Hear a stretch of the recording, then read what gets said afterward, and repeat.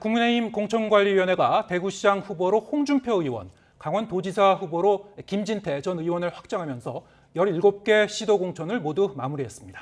더불어민주당은 서울시장 경선 후보 3명을 확정지은 가운데 추가로 박영선 전 장관의 경선 수락 여부를 기다리고 있습니다. 취재기자 연결해 자세히 알아보겠습니다. 김승환 기자. 네, 국회입니다. 네, 국민의힘 공천관리위원회가 발표한 내용 정리해 주시죠. 국민의힘 공관위는 9시부터 결선 투표 결과를 1시간가량 검토한 뒤 지자체 3곳의 공천 결과를 발표했습니다. 책임당원 선거인단 투표 50%와 일반 국민 여론조사 50%를 합산한 결과인데요. 먼저 경선이 곧 본선으로 여겨지는 대구시장에는 홍준표 의원이 현역 감점을 받고도 49.5%를 얻으면서 본선행을 확정지었습니다. 이어 김재원 전 최고위원이 26.4%, 유영하 변호사가 18.6%를 기록했습니다. 막판 박근혜 전 대통령이 유영하 변호사에 대한 공개 지지를 선언했지만 큰 변수가 되진 못했습니다.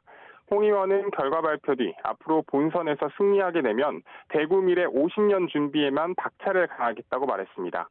강원도지사는 5.18 논란으로 컷오프됐다가 기사회생한 김진태 전 의원이 최종 후보로 결정됐습니다.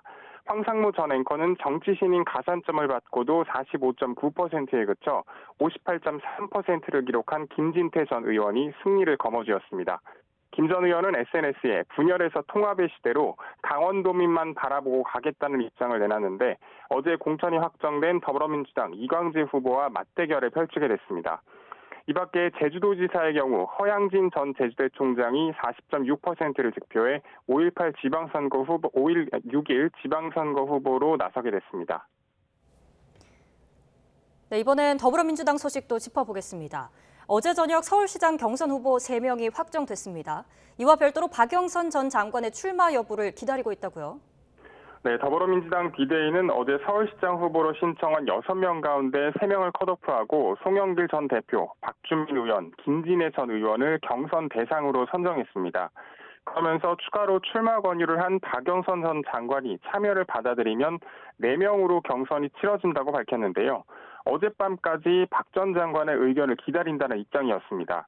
하지만 SNS에 박 전 장관이 어머니의 투병 사실을 공개하며 대답을 내놓아야 하는 상황이 난감하다는 의사를 보였는데 더불어민주당 비대위는 박 전 장관이 오늘 점심 이후까지 고심한 뒤 답변을 줄 것 같다고 설명했고 조금 전 신현영 대변인도 빨라야 1시쯤이고 늦으면 언제까지 갈지 모르겠다고 설명했습니다.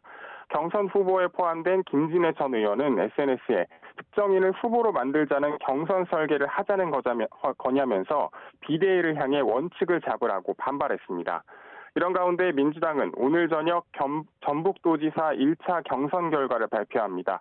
김관영, 김윤덕, 안호영, 전현직 의원 3명이 맞붙었는데 과반 득표가 없으면 26일부터 나흘 동안 결선 투표가 치러져 후보가 확정됩니다. 지금까지 국회에서 YTN 김승환입니다.